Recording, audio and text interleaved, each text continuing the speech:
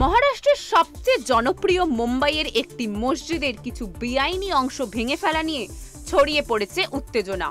মসজিদের বেআইনি অংশ ভাঙতে পৌঁছেছে বিএমসি টিম, কিন্তু তাদের তা ভাঙতে দেওয়া হচ্ছে না। বিএমসির এই পদক্ষেপের প্রতিবাদে রাস্তায় অবরোধে নেমেছে মুসলিম সম্প্রদায়ের অসংখ্য মানুষ। এমনকি পৌরসভার গাড়ি সহ আরও কয়েকটি গাড়িও ভাঙচুর করা হয়। পরিস্থিতি মোকাবিলা করতে ঘটনাস্থলে উপস্থিত রয়েছে বিপুল সংখ্যক পুলিশ।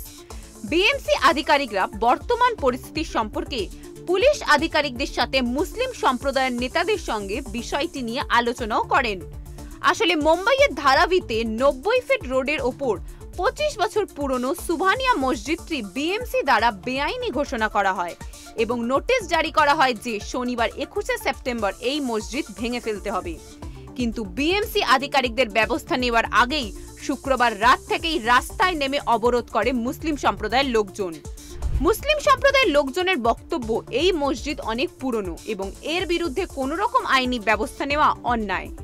এই বিষয়ে মুম্বাই নর্থ সেন্ট্রালের সাংসদ বর্ষা গায়কওয়াড বলেছেন, তিনি মুখ্যমন্ত্রী একনাথ শিন্দের সাথে দেখা করে মসজিদের সাথে যুক্ত মুসলিম সম্প্রদায়ের বিষয়ে সচেতন করেছেন এবং মুখ্যমন্ত্রী আশ্বাস দিয়েছেন যে তিনি এই বিষয়ে সঠিক ব্যবস্থা নেবেন।